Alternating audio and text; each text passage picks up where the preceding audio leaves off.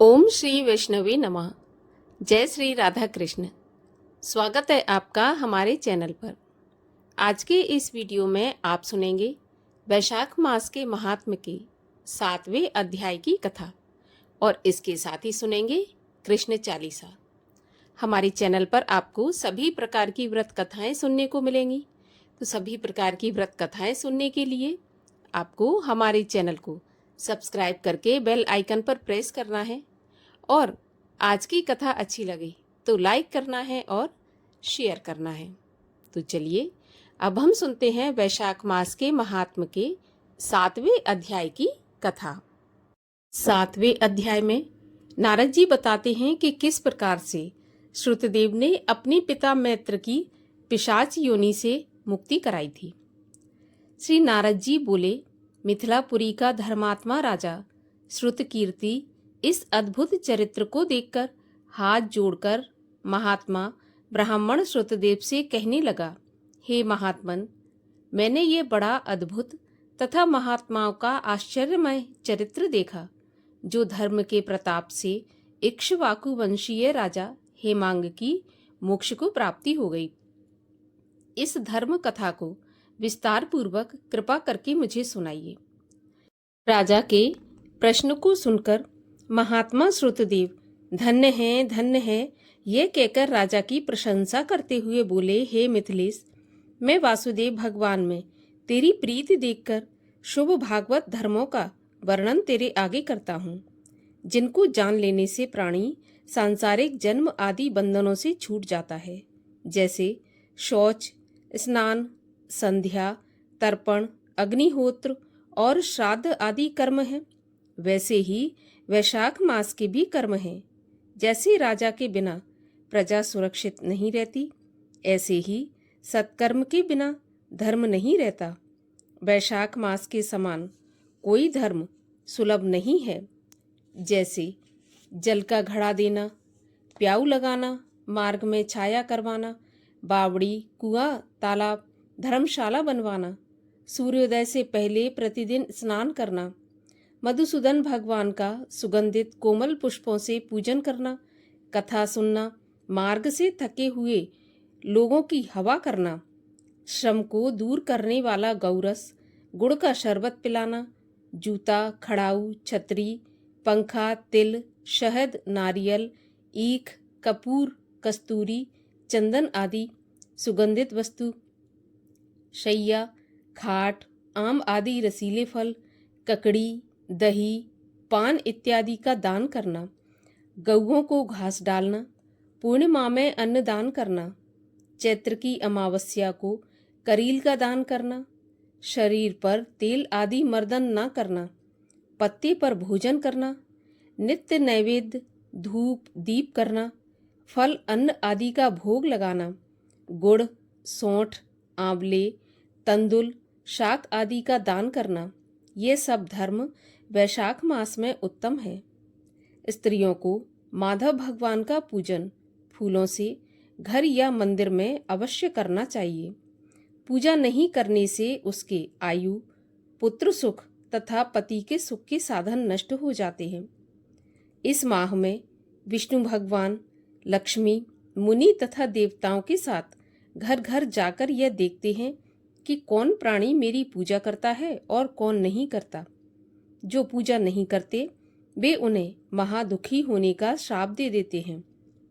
वैशाख मास में जल व अन्नदान भूखे प्राणियों की प्राण रक्षा को अवश्य करना चाहिए। नहीं करने से पशु पक्षी और पिशाच की योनि मिलती है।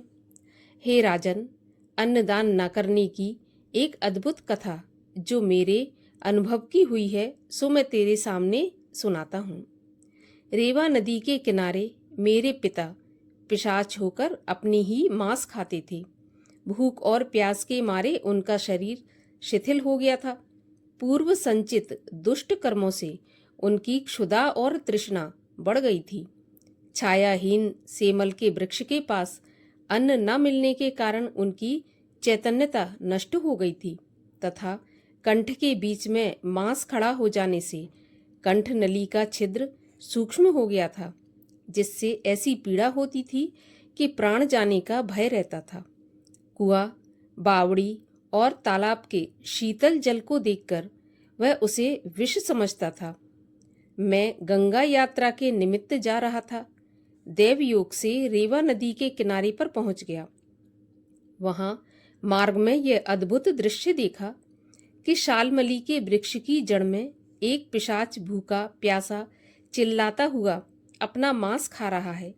वह पापी मुझे देखकर मारने को दौड़ा, परंतु मेरे तेज के मारे वह निस्तेज हो गया। मेरे हृदय में दया उत्पन्न हुई तो मैंने उससे कहा, डरे मत, तू कौन है? जल्दी बता, मैं तुझे इस कष्ट से अभी छुड़ा दूंगा। मेरे ऐसा कहने पर वह मुझे अपना पुत्र न जानकर कहने लगा कि पहले अनर्त देश में एक भुवराख्य नामक नगर था। मेरा नाम मैत्र था। संस्कृति गोत्र में उत्पन्न हुआ था। तप, विद्यादान और यज्ञ आदि में मेरी बड़ी निष्ठा थी। मैंने संपूर्ण विद्या पढ़ी और पढ़ाई संपूर्ण तीर्थों में स्नान किया। हे अंग, मैंने भिक्षा के लोभ से वैशाख मास में अन्नदान नहीं किया। इससे मेरे विचार में यही आता है कि इसी कारण मुझे पिशाच की योनि मिली है। अब मेरे घर पर श्रुतदेव नाम का मेरा पुत्र है, जो बड़ा ख्यातिवान है।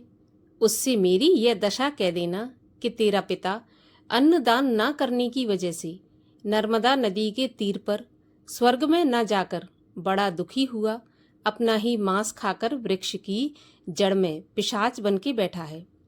अतः पिता की पिशाच योनि छुड़ाने के लिए वैशाख मास में प्रातःकाल स्नान करके विष्णु भगवान की पूजा करें और भक्ति पूर्वक जल से मेरा तर्पण करें। फिर किसी श्रेष्ठ ब्राह्मण को अन्नदान करें, जिससे मैं विष्णु पद को प्राप्त हो जाऊं। अगर तुम मुझ पर इतनी दया करोगे तो तुम्हारा कल्याण होगा। अपने पिता के मुख से ऐसी बात सुनकर और उनकी ऐसी हालत देखकर मैं दुख के मारे उनके पांव में गिरकर बहुत देर तक लकड़ी की भांति पड़ा रहा और बार बार अपनी निंदा करके नेत्रों में आंसू भरकर कहने लगा कि हे पिता, तुम्हारा पुत्र मैं ही हूँ। देवयोग से यहाँ आ गया हूँ। कर्म से भ्रष्ट ब्राह्मणों में कोई निंदनीय नहीं हुआ जिससे पितृश्वरों की मुक्ति न हुई हो। तू ही बता, मैं कौन सा कार्य करूं जिससे तेरी मुक्ति हो जाए। तब वह प्रसन्न होकर बोला, अब तू यात्रा करके शीघ्र घर को जा और मेष की संक्रांति में विष्णु भगवान के निमित्त अन्न तर्पण करके किसी श्रेष्ठ ब्राह्मण को देना। इससे सकुटुंब मेरी मुक्ति हो जाएगी। पिता की आज्ञा के अनुसार मैंने तीर्थ यात्रा कर घर आकर वैशाख के महीने में अन्नदान किया। तब मेरे पिता मुक्त होकर विमान पर चढ़कर मुझे आशीर्वाद देकर विष्णु लोक को चले गए, जहाँ से फिर कभी लौटकर नहीं आते। इसलिए अन्नदान सब शास्त्रों में बड़ा धर्म कहा है। हे राजन, ये सब धर्मों का सारभूत है जो मैंने तुमसे कह दिया। अब और किस बात को सुनने की तेरी इच्छा है सो कह, वह मैं तुझे सुनाऊंगा। इस प्रकार वैशाख मास के महात्म के 7वें अध्याय की कथा का यहीं पर समापन होता है। और अब सुनते हैं कृष्ण चालीसा। वंशी शोभित कर मधुर नील जलद तन श्याम, अरुण अधर जन बिंब फल नयन कमल अभिराम। पूर्ण इंद्र अरविंद मुख पीतांबर शुभ साज, जय मन मोहन मदन छवि कृष्ण चंद्र महाराज। जय यदुनंदन जय जगवंदन, जय वसुदेव देव की नंदन। जय यशोदा सुत नंद दुलारे, जय प्रभु भक्तन के दृग तारे। जय नट नागर नाग नथैया, कृष्ण कन्हैया धैनु चरैया। पुनि नख पर प्रभु गिरवर धारो, आओ दीनन कष्ट निवारो। वंशी मधुर अधर धरि टेरी, होवे पूर्ण विनय है मेरी। आओ हर पुण्य माखन चाखो, आज लाज भारत की राखो। गोल कपोल चिबुक अरुणारे, मृद मुस्कान मोहिनी डारे। रंजित राजीव नयन विशाला, मोर मुकुट बैजंती माला। कुंडल श्रवण पीठ पट आछे, कट किंकिणी काछिनी काछे। नील जलज सुंदर तनु सोहे, छबिलख सुर नर मुनि मन मोहे। मस्तक तिलक अलख घुंघराले, आओ कृष्ण बांसुरी वाले। कर पय पान पूत नहीं तारो, अका बका कागा सुर मार्यो। मधुवन जलत अगिन जब ज्वाला, भय शीतल लख तहि नंद लाला। सुरपति जब ब्रज चढ़ो रिसाई, मूसर धार बारी बरसाई।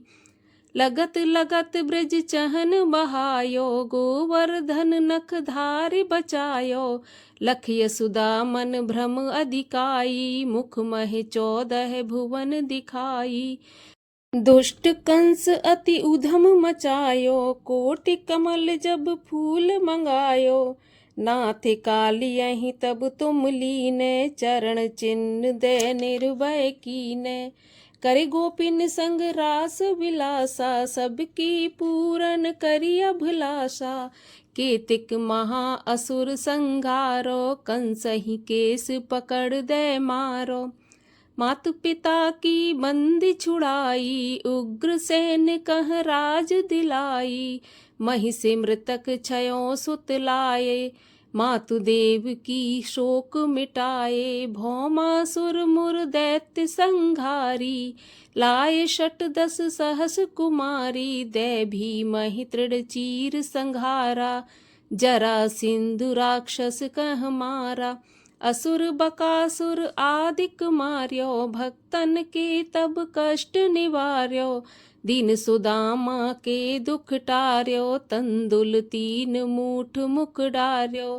प्रेम के साग विदुर घर मांगे, दुर्योधन के मेवा त्यागे। लखी प्रेम की महिमा भारी, ऐसे श्याम दीन हितकारी। मारथ के पारथ रथ हाके, लिए चक्र कर नहीं बल धाके। निज गीता के ज्ञान सुनाए, भक्तन हृदय सुधा बरसाए। मीरा थी ऐसी मत वाली, विष पी गई बजा कर ताली। राणा भेजा सांप पिटारी, शालिग्राम भये बनवारी। निज माया तुम विधि दिखायो, उरते संशय सकल मिटायो। तब शत निंदा करि तत्काला, जीवन मुक्त भयो शिशुपाला। जब ही द्रौपदी टेर लगाई, दीनानाथ लाज अब जाई। तुरत ही वसन बने नंद लाला, बड़े चीर भय अर मोह काला। अस अनाथ के नाथ कन्हैया, डूबत भंवर बचावत नैया। सुंदर दास आसुर धारी, दया दृष्टि की जय बनवारी। नाथ सकल मम कुमत निवारो, क्षमहु बेग अपराध हमारो। खोलो पट अब दर्शन दीजे, बोलो कृष्ण कन्हैया की जय। यह 40 कृष्ण का पाठ करे उर्धार, अष्ट सिद्ध नवनिधि फल लहे पदारथ 4। बोलिए भगवान श्री हरि विष्णु की जय। कृष्ण कन्हैया लाल की जय।